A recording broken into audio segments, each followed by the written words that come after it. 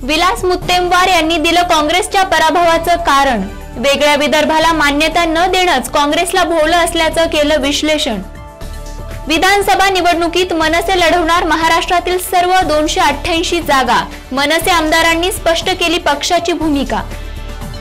गुंडगिरीची संस्कृती मोडीत काढायला हवी। नारायण राणेंच्या दहशतवादी वृत्तीला कंटाळून दीपक केसरकरांनी केला शिवसेनेत प्रवेश। धुळे जिल्ह्यातील जेल रोडवरील दुकानदारांना पर्यायी जागा उपलब्ध करण्यासाठी माजी मंत्री रोहिदास पाटील यांनी दिलं पालकमंत्र्यांना निवेदन। नमस्कार, मी Swati Godse. Time TV Maharashtra news bulletins मध्ये आपलं स्वागत। पाहूयात सविस्तर वृत्त। काँग्रेस पक्षाच्या लोकसभा निवडणुकीत झालेल्या दारुण पराभवासाठीची काँग्रेस नेत्यांकडून वेगवेगळी कारणं सांगण्यात येत आहेत। नागपुरातील काँग्रेस नेते आणि माजी खासदार विलास मुत्तेमवार यांनी वेगळ्या विदर्भाला मान्यता न दिल्यानेच काँग्रेसचा पराभव झाल्याचं म्हटलंय। विलास मुत्तेमवार यांच्या मतानुसार काँग्रेसला विदर्भाची घोषणा न करण्याचीच किंमत लोकसभा निवडणुकीत भोगावी लागलीये। आता काँग्रेसच्या पराभवासाठी मुत्तेमवार यांनी विदर्भाचं पुढे केलेलं कारण किती योग्य आहे ते काँग्रेस जनच ठरवतील। मनसे आमदारांनी मनसेची विधानसभा निवडणुकीतील भूमिका स्पष्ट केली आहे। येत्या विधानसभा निवडणुकीत महाराष्ट्र नवनिर्माण सेना महाराष्ट्रातील सर्व अर्थात 288 जागा लढवणार असल्याचं सांगण्यात आलं असून सध्या उमेदवारांची चाचपणी करण्याच्या दौऱ्यावर असलेल्या मनसे आमदारांनी या संदर्भातील माहिती दिली। निवडणुकीच्या पार्श्वभूमीवर आपल्या पक्षाची भूमिका स्पष्ट करताना मनसे आमदारांनी मनसे येत्या विधानसभा निवडणुकीत महाराष्ट्रातील सर्व अर्थात 288 जागा लढवणार असल्याचं म्हटलंय। उमेदवारांच्या चाचपणीसाठी राज्याचा दौरा करत असताना त्यांनी मनसे पक्षाची भूमिका स्पष्ट केली। त्यामुळे गेल्या विधानसभा निवडणुकीत ठराविक जागा लढवणारी मनसे यावेळी सर्वच्या सर्व जागांवर आपले उमेदवार देणार असल्याचं स्पष्ट झालंय। आता मनसेच्या या निर्णयाचा मनसेला किती फायदा होतो की तोटा हे तर येणाऱ्या विधानसभा निवडणुकीनंतरच पाहायला मिळेल।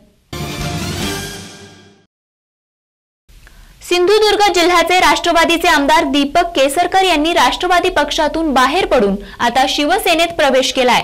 नारायण राणेंच्या दहशतवादी वृत्तीला कंटाळून त्यांनी शिवसेनेत प्रवेश केल्याचं सांगण्यात येतंय।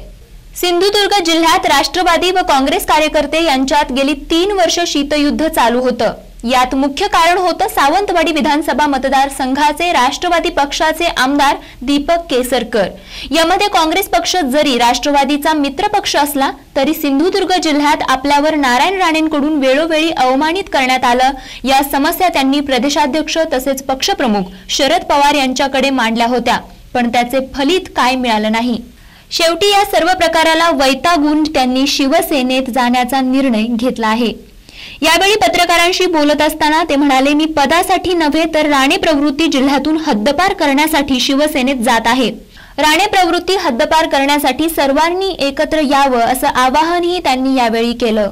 दहशतीच्या जोरावर दुसऱ्यांना संपवण्याची स्पर्धा राणे करतात, ही स्पर्धा विकासाची असावी असा उपरोक्त टोलाही नारायण राणेंना लगावला आहे। मी सत्तेच्या पाठी लागणारा नेता नाही। शिवसेना प्रमुख उद्धव ठाकरे जो निर्णय देतील व जी जबाबदारी देतील ती मी प्रामाणिकपणे पार पाडेन असंही केसरकर यांनी यावेळी म्हटलंय। सावंतवाडी विकासाचे मॉडेल संपूर्ण जिल्ह्यात राबवणार असंही ते म्हणाले। मागील 5 वर्षांपासून जम्मू काश्मीरमध्ये सुरू असलेली नॅशनल कॉन्फरन्स व काँग्रेसची आघाडी आता संपणार असून येणारी विधानसभा निवडणूक ही दोनही पक्षांनी स्वबळावर लढवणार असल्याची घोषणा केली आहे।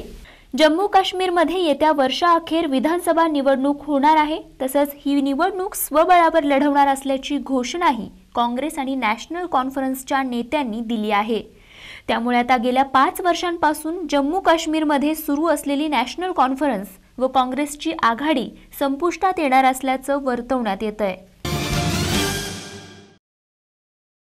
देशाची आर्थिक राजधानी असलेल्या मुंबईजवळील बॉम्बे हायमध्ये ONGC या कंपनीच्या विहिरीतून शनिवारी गॅस गळती झाल्याची घटना घडली। या ठिकाणी करण्यात आलेल्या खोदकामादरम्यान गॅस गळती झाली असून तात्काळ बचाव कार्य हाती घेण्यात आल्याने सुदैवाने यामध्ये कोणतीही जीवितहानी होऊ शकली नाही। त्याचबरोबर या ठिकाणचे सर्व कर्मचारी सुखरूपरित्या सुरक्षित स्थळी हलवण्यात आले असल्याचा दावाही कंपनीमार्फत करण्यात आलाय। धुळे इथल्या सिंधी बांधवांवर सन 2010 पासून जेलरोड इथल्या अतिक्रमित व्यावसायिक दुकानं उठवल्यामुळे उपासमारीची वेळ आली आहे आणि म्हणूनच या संदर्भात सिंधी बांधवांच्या हितासाठीचं निवेदन पालकमंत्री अब्दुल सत्तार यांच्याकडे माजी मंत्री रोहिदास पाटील यांच्याकडून देण्यात आलंय। या निवेदनानुसार सदर भूसंपादन प्रक्रियेला स्थगिती देऊन जेलरोडवरील लक्ष्मीदेव महिला वसतिगृह व शासकीय तंत्रनिकेतन इथल्या सिटी सर्वे नंबर 3471 पैकी शिक्षण विभागासाठी त्यांच्या नियोजित प्रयोजनानुसार लागणारी जागा सोडून उर्वरित मोकळ्या जागेवर पुनर्वसन केलं तर सिंधी समाज बांधवांची उपासमार होणार नाही असं नमूद करण्यात आलंय। जिल्ह्याचे पालकमंत्री अब्दुल सत्तार साहेब यांच्याशी धुळ्यातील जेल रोड विस्थापितांच्या पुनर्वसनासंदर्भात निवेदन दिलं। गाजी साहेबांनी दिलं आमच्या वतीने, त्यांच्या स्वाक्षरीने बरीच चर्चा झाली। जिल्हाधिकारी उपस्थित होते, त्यांच्या उपस्थितीत यांना पूर्ण युक्ती सांगितली की जे कोर्टाचे आदेश आहेत ते जागेबद्दल नाही आहे, कोर्टाचा एकच आदेश आहे यांचे पुनर्वसन करावे, कुठे करावे याच्याबद्दल शासनाने ठरवावे। आम्ही 4 जागा सुचवल्या होत्या शासनाकडे, पण महापालिकेने त्यापैकी एकही जागा आम्हाला द्यायला नकार दिला आणि बळजबरीने त्यांनी 1 एकर जमीन आम्ही जिथे राहतो त्याच्यापासून 10 किलोमीटर अंतरावर जागा दिली। तिथे लोकांची इच्छुक नाही, कारण तिकडे व्यवसाय चालणार आणि व्यवसाय चालायला पाहिजे, तिथे जागा भेटायला पाहिजे ना। नुसतं दुकान मांडून ठेवायचे, अगरबत्ती लावून ठेवावी आणि गिऱ्हाईक येणार नाही गिऱ्हाईक। आम्हाला जिथे धंदा चालायला पाहिजे, आमची उपजीविका निघाली त्याच ठिकाणी द्या, हे आम्ही समजून सांगितलं।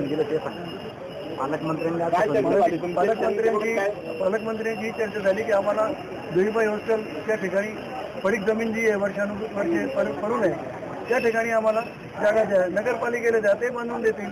आम्ही असं नाही म्हणत आम्हाला द्या, आम्हाला दुकान पाहिजे, आम्हाला उपजीविका पाहिजे, एवढंच आमची मागणी आहे। आणि या बाबतीत कोर्टाचं कोणताही बंधन नाही आहे। पालकमंत्री साहेबांनी आम्हाला आश्वासन दिलं की 5 दिवसामध्ये मुंबईला मीटिंग करतो आणि तुम्हालाही बोलवतो, काही ना काही तोडगा काढू तुमच्यासाठी, काही तुम्ही काळजी करू नका। उत्तर भारतात मान्सूनने आपली हजेरी लावली असून उत्तराखंडच्या काही भागात झालेल्या मुसळधार पावसामुळे मात्र या ठिकाणचं जनजीवन विस्कळीत झालंय। पावसाच्या साचलेल्या पाण्यामुळे परिसरातील रस्ते बंद करण्यात आले असल्याने याचा परिणाम चारधाम यात्रेवर देखील झाला असून सध्या चारधाम यात्रा स्थगित करण्यात आली आहे, तर अनेक ठिकाणी मुसळधार पावसामुळे दरड कोसळण्याच्या घटना घडल्याची माहिती देण्यात आली आहे। बुलढाणा जिल्ह्यामध्ये कुठल्याही प्रकारचा दुखवटा किंवा कोणत्याही प्रकारचं मोठं शासकीय कारण नसताना जिल्हाधिकारी कार्यालयावरील राष्ट्रध्वज खाली उतरवण्यात आला आणि म्हणूनच या घटनेचा महाराष्ट्र नवनिर्माण सेनेच्या वतीने निषेध व्यक्त करण्यात आलाय। काल दुपारी 3:51 या ठिकाणचा राष्ट्रध्वज खाली उतरवण्यात आला होता। बुलढाणा जिल्हाधिकारी कार्यालयावरील राष्ट्रध्वज अचानक 3:51 खाली उतरवून पुन्हा थोड्या वेळाने चढवण्यात आल्याची घटना घडल्याने या ठिकाणी या कार्यालयात एकच खळबळ उडाली होती। ही घटना जिल्हाधिकारी कार्यालयात उपस्थित असलेले मनसे जिल्हा परिषद सदस्य यांच्या लक्षात आल्याने त्यांनी असा राष्ट्रध्वज विनाकारण खाली उतरवणं म्हणजे हा राष्ट्रध्वजाचा अवमान असल्याचं म्हटलं आहे। त्यामुळे जिल्हाधिकारी यांच्यासह संबंधित कर्मचारी अधिकारी यांच्यावर थेट कारवाई व्हावी अशी मागणी देखील मनसे सदस्य विनोद वाघ यांनी केली आहे। आज देशात असा कोणताही शासकीय दुखवटा नसताना राष्ट्रध्वज खाली उतरवून एक प्रकारचा अवमान केल्याने या घटनेचा तीव्र निषेध नोंदवण्यात आलाय। शासकीय काही हे नसताना 3:52 कलेक्टर ऑफिस बुलढाणा इथला राष्ट्रध्वज खाली घेण्यात आला आणि हा सरळ राष्ट्रध्वजाचा अपमान आहे।